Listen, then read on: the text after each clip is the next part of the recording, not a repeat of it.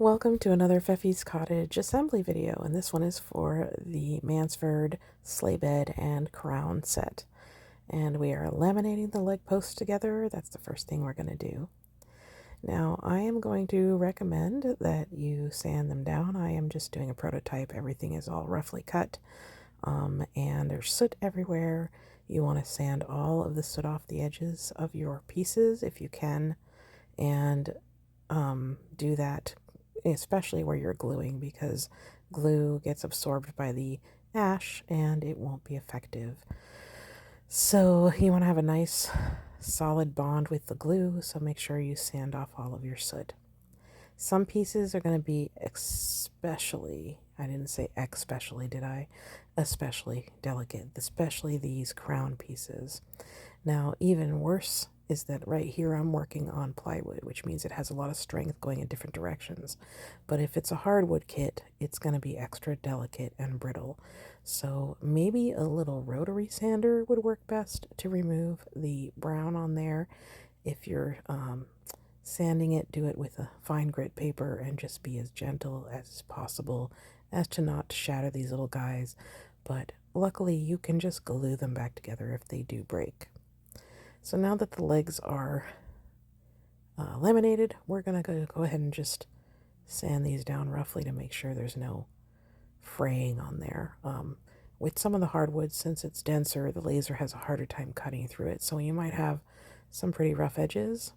So you want to just make sure you use the little emery board to kind of smooth things out and remove any of the soot that you can remove. If you're staining, the soot that gets left in the little grooves actually looks like patination, so it actually is not too bad of a problem. So now you want to take the headboard and footboard pieces, and you want to have the little framed area up at the top. And you want to align the tops with the top of the leg posts. So that's where you're going to glue it. And you also want to kind of smooth the line between the headboard and the leg post with sanding as well, so they kind of merge together nicely. And you want to make sure that the leg posts are going on so that the cut edges are pointing outwards and not glued to the headboard. So as you can see the lamination of the legs. It's visible. So I'm pushing it up against my keyboard here to make sure that it's nice and straight. And once again, don't do as I do. Just make sure you sand those sooty edges so you get a good glue bond. So you want to lay your headboard and footboard pieces flat on your surface and then glue the bottom edge of your leg posts to the headboard and footboard, so that the front has kind of a little edge on each side, about 1/16 of an inch. So now we're going to start assembling the crown. Now this is the fiddliest part, and you want to basically try and get them attached, the two sides, to the little doodad in the middle.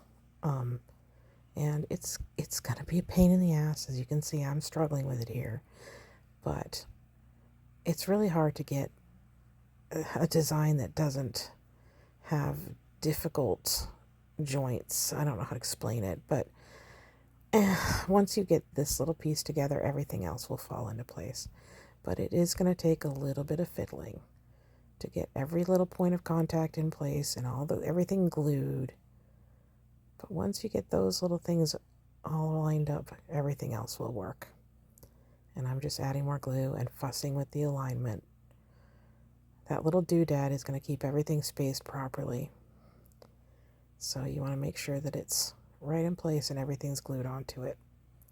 There you go. That's going to be probably the most complicated part of this kit. And just let it dry. Let it sit like that and let it dry. And then now we're going to add this one on. Of course, I'm in a hurry, so I didn't let it dry. So I'm probably going to mess it up again, which is what I do. Too impatient. But you want to kind of align it with where the curve begins, and so you have a nice little gap there. And now I'm just adding the center one, and I'm going to let these dry. I'm actually going to let these dry. So There you go.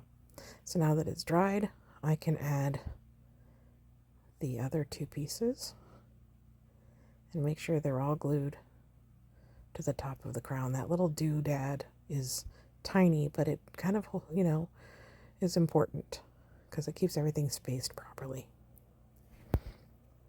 And then this little piece right here, we're going to just add a little dab of glue to the bottom here and glue it to the doodad. That's the official name, and I'm going to call it the doodad. And there's your crown. And then we're just going to, now you don't have to use the bead that I give in the kit. You can use whatever you want, but there you go. So now that these are dry, we can start attaching the sides of the bed. Now, a lot of people ask why I don't use the tab and notch kind of system. I just don't want those intrusions on the outside of the piece of furniture. It just bugs me when you see like the end of one grain sticking out from something that should be a plain surface. So I know that I make these kits more difficult than they ought to be, but I just want them to turn out looking smooth and ready for stain or paint without any, notches or holes or irregularities on the sides that matter and on the faces that matter. So it's going to get a little more difficult to align these pieces up and make them glue at a right angle. You want to use masking tape to hold them in place if you have to.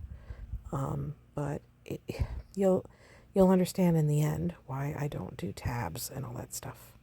I'm just fussy about that sort of thing. I want the pieces to look nice. So there you go. I'm just kind of gluing these. Now I would wait a little bit, but of course I don't wait because I'm doing this as a prototype, and naturally I don't wait until things are dry, so I complicate things for myself. I should have also taped the 90-degree angles there, the side pieces to the bottom. It would have made my life a lot easier.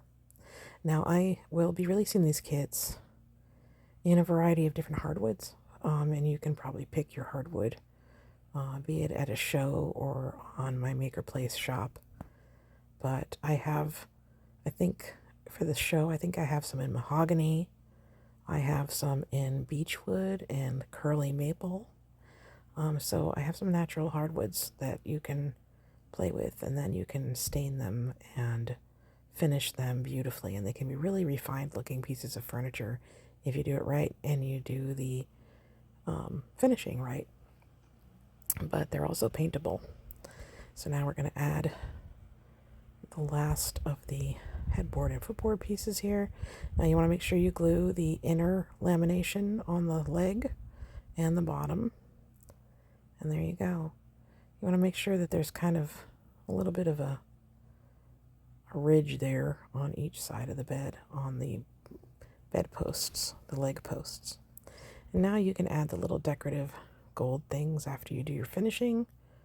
And you have this beautiful little set, and you can hang your draperies from your crown.